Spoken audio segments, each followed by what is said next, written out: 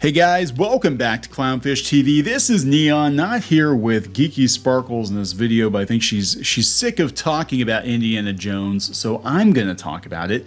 It is officially a flop. It's officially a bomb. It actually did almost as bad as Superman Returns during the same time frame. That is not a good look. Not a good look for Lucasfilm, for Disney. We're gonna talk about this. Before we get into it any further, please subscribe for more pop culture news, views, and rants, guys. Go out to clownfishtv.com for more objective pop culture news.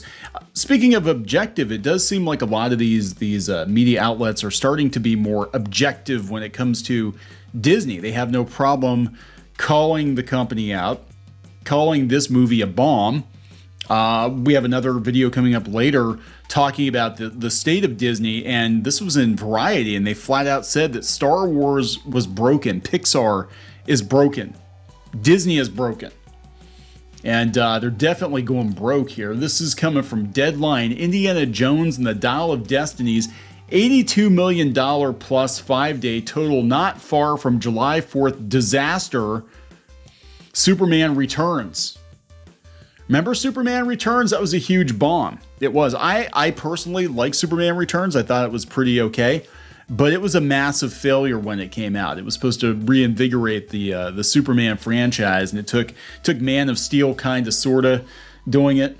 But yeah, it was a huge failure, and the director said it's because women didn't go to the movie. That's what the problem was. No, nobody went to the movie. So this is coming from Deadline. On the bright side for Independence Day, bomb. They're calling it a bomb now. Indiana Jones and the Dial of Destiny. Its first 5 days at the box office of $82 million aren't as bad as Terminator Genesis. Ouch.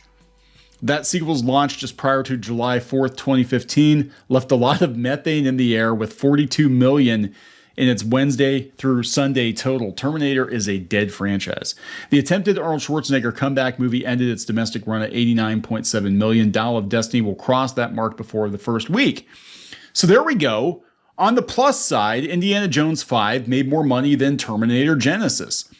Comparing July 4th tentpole hits and bombs can be tricky since the holiday skips around. Sometimes studios launch on a Wednesday, sometimes a Friday.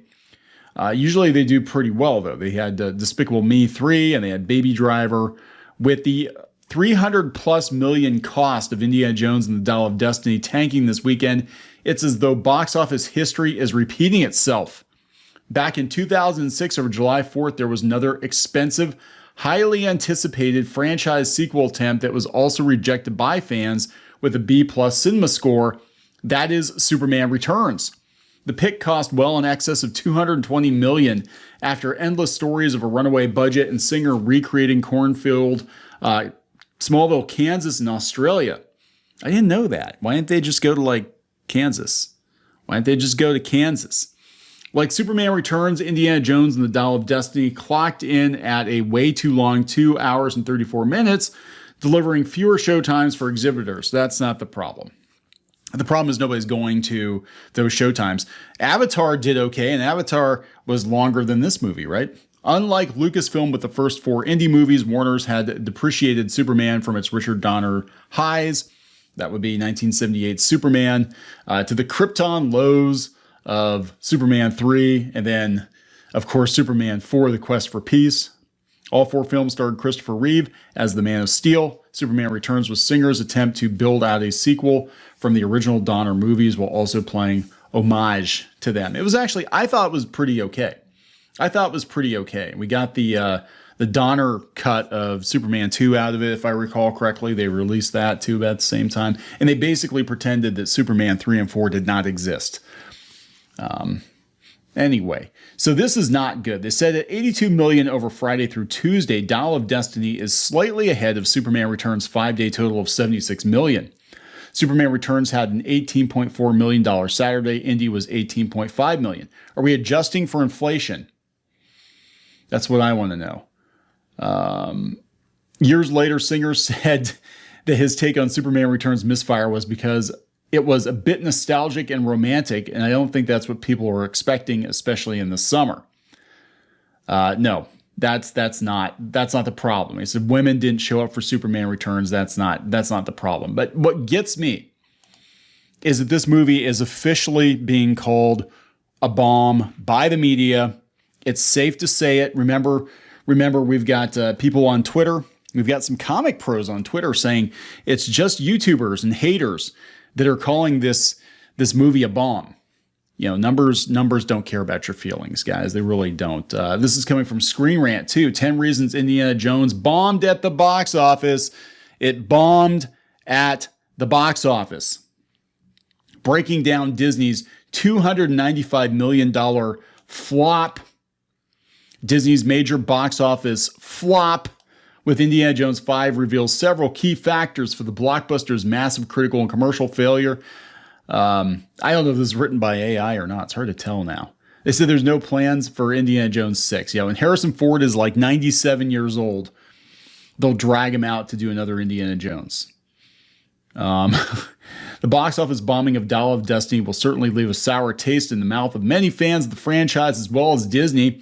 If Indy 5 is any indication of whether another sequel is likely to happen anytime soon, it's not looking very promising. They said that after Kingdom of the Crystal Skull, but the difference there was Kingdom of the Crystal Skull actually made significantly more money than this movie did. Here are 10 main reasons why it was a box office failure, flop, bomb. I'm just saying, it's okay to say it now. We're allowed to say it now. The budget gave it a huge box office challenge. Yeah, it's $300 million plus marketing.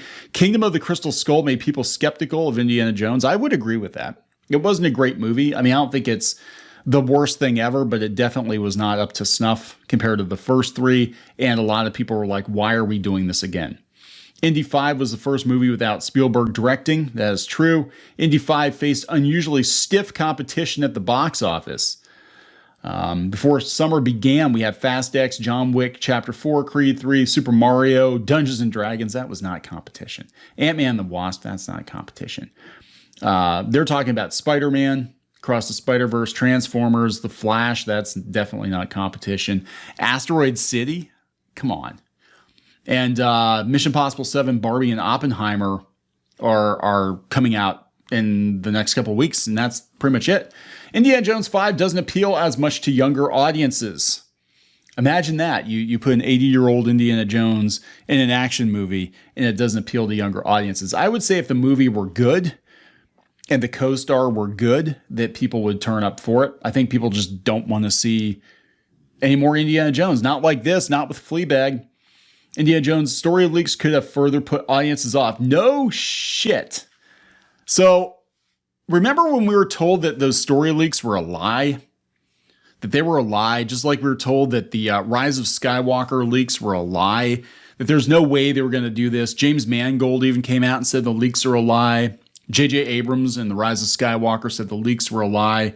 No, so the audiences are like, potential audience are reading the spoilers on Reddit or 4chan or watching them on YouTube or whatever, and they've already decided they're not going to go see this movie. This is the Phoebe Waller-Bridge show. They're not going to go see 80-year-old Indiana Jones get dragged through the mud via Fleabag. They don't want to go see it. They already decided, and this is huge. Like the spoiler thing is a huge issue for movies now because so many movies are spoiled early, and the spoilers, in a lot of cases are correct or mostly correct. And they sound like fan fiction. They sound too ridiculous to be true. This was the case with The Rise of Skywalker. This is the case with Doctor Who getting gender swapped. People are like, there's no way they would do that. And they did it.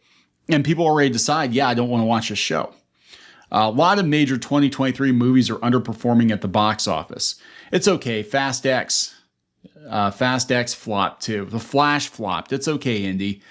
Yeah, this is different. This is huge. Indiana Jones was one of the biggest franchises of the 80s. This is huge. The franchise already said goodbye to Indiana Jones before. Yeah, Last Crusade and Crystal Skull, and they had to undo it for 5. Indiana Jones needs a full reboot more than it needed Harrison Ford. I don't think we need more Indiana Jones. I think Indiana Jones is the first 3 are amazing movies. They existed during a certain time and place in American pop culture history, and I think that they're fine the way they are. We do not need more. What we need are more new things that evoke the same kinds of feelings, I guess, nostalgic feelings that Indiana Jones did for people back in the 80s. But anyway, there it is, guys. Officially a bomb, officially a flop. Who's going to argue with the mainstream media? Everybody's calling it a flop and a bomb and a failure. I'm going to wrap it up. Please subscribe for more pop culture news, views, and rants, and we'll talk later. Help support the channel. Go to thereef.support and get early access to podcasts, videos, and other content. That's thereef.support.